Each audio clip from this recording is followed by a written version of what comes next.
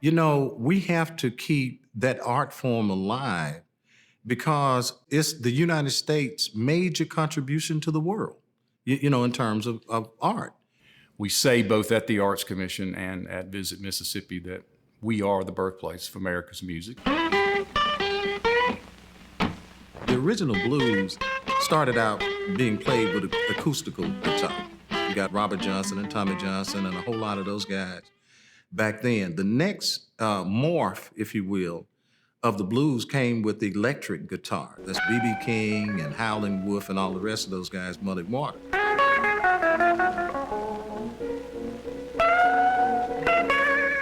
The 250 or so internationally known blues artists from the Mississippi Delta changed the conception that people had about our area. That's what B.B. said when they asked him, said, well, tell me about the Delta. He said, well, the most amazing thing about where I come from is that so much talent came from such a small place, and they all sound different. Those guys learned from the originators of the music.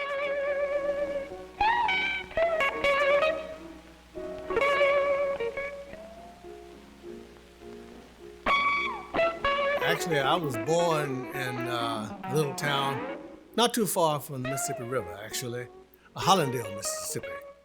And as it turns out, I grew up next to the biggest single juke joint in that town.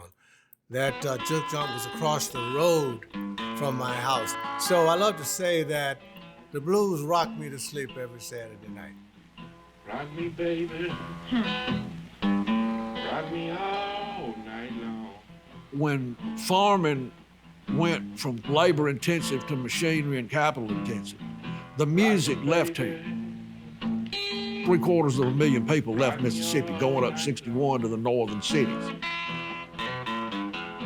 Maybe in the 60s when they started the American Folk Festival Blues Tour in Europe and all, you had people like Memphis Slim and Champion Jack Dupree and Sonny Boy Williamson.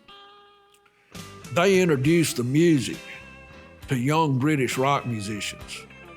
The British invasion, as it's called, so much before air travel was easy, accessible. You went from the United States to Europe via ship.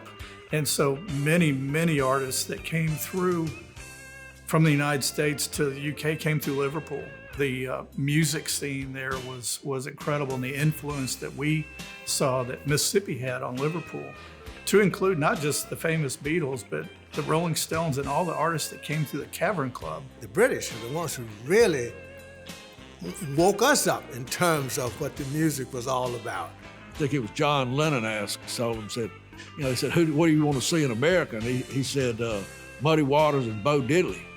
And what are you talking about? Who's that? You don't know your most important citizen. And when they hear about the Delta, a guy from Germany or somewhere that's used to listening to German folk music about a cow in an alpine meadow or something, compared to this guy talking about not only did his wife leave him, but he went off with his best friend.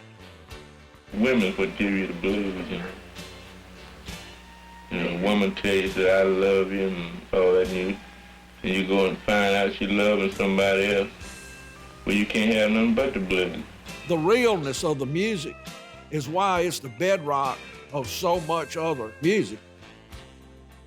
This art form and gospel, the sister to the blues, is a result of the experience of African Americans in America. And it spurred almost every other type of music that you hear. Gospel and blues turned out to be soul and R&B. From that, you got rock and roll. Jimmy Rogers said that there's no difference between country music and the blues because they both talk about a good man feeling bad.